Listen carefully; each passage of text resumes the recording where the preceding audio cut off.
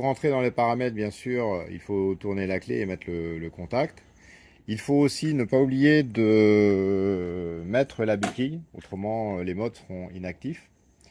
Après, donc, il faut appuyer sur ce bouton là et en même temps sur le bouton ASR. Et là, vous allez rentrer dans les menus. Ok, donc nous voilà dans le menu. Donc le premier menu, c'est B0, qui est le mode de régénérescence au freinage. Donc là, vous avez 5 niveaux. Moi, j'ai choisi donc de le mettre sur le B0 parce que il paraît que ça rapetissit, c'est pas le terme, on va dire, ça raccourcit, pardon, la durée de la batterie si on utilise trop ce mode-là. Donc, par sécurité, j'ai choisi de ne pas mettre le mode en action. Donc, je roule avec B0. Voilà. Ça, c'est le mode E. Donc, il y a également 5 niveaux. Donc là, c'est régénérescence de la batterie, mais quand l'accélérateur est coupé. Donc, et qui fait également un petit frein moteur.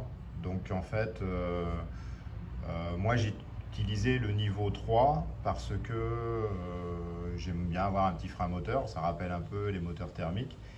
Je pense qu'on n'est même pas quand même au niveau d'un 2 temps, donc on ne parle même pas d'un 4 temps. Donc je l'ai mis à 3, je ne l'ai pas mis à 5 avec un petit doute quand même que ça puisse bouffer un peu de durée de vie de batterie. Donc j'ai choisi, on va dire, un compromis. Pas 0 pour pas avoir une roue libre, pas 5 pour pas risquer d'endommager la batterie, donc 3 pour avoir un petit frein moteur. Là, c'est le mode A1 qui est le mode ASR. Donc là, vous avez 3 niveaux. Bon, moi de toute façon, l'ASR, je ne m'en sers pas, donc j'ai choisi de le mettre en A1 directement et de ne pas connecter, on va dire, l'ASR. Alors, petite astuce, pour mettre l'ASR, vous avez le petit bouton qui est au guidon et vous faites 3 tapes dessus, enfin vous appuyez 3 fois dessus, pardon, et là, ça va vous générer l'ASR. Et donc l'ASR, il est en route au niveau 1 que vous l'avez paramétré. Et si vous cliquez 3 fois dessus, eh bien l'ASR est complètement déconnecté. Donc voilà, moi j'ai choisi de ne pas le mettre parce que je pense que ça ne sert pas à grand chose en motocross, puisque ça détecte en fait si la roue avant elle tourne moins que la roue arrière, et parfois, je sais pas, par exemple, si vous êtes en wheeling, et bien forcément la roue avant va moins tourner que la roue arrière, donc du coup ça vous fait perdre de la puissance, par exemple. Donc là, c'est le mode P0 qui pour moi est un mode un peu absurde. Vous avez donc deux levels, si on peut dire, deux niveaux, P0 ou P1. Alors moi j'ai choisi le P0. Alors qu'est-ce que c'est ce P0? C'est la possibilité ou pas que le moteur accélère quand on est freiné. Donc voilà, quand vous mettez en P1, en fait, quand on freine, le moteur ne peut pas accélérer. Donc c'est un peu à non-sens.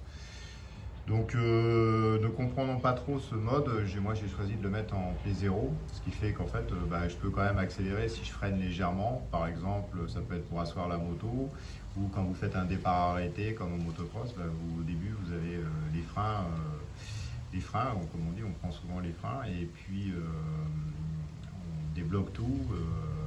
Et donc du coup, on peut avoir une fraction de seconde, on va dire, frein et accélérateur en mouvement en même temps. Donc voilà, par sécurité, moi j'ai choisi le P0.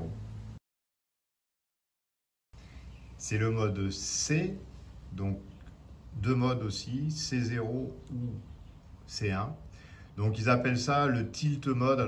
Donc ce mode, moi je l'ai mis en C0, donc ça s'appelle le tilt mode.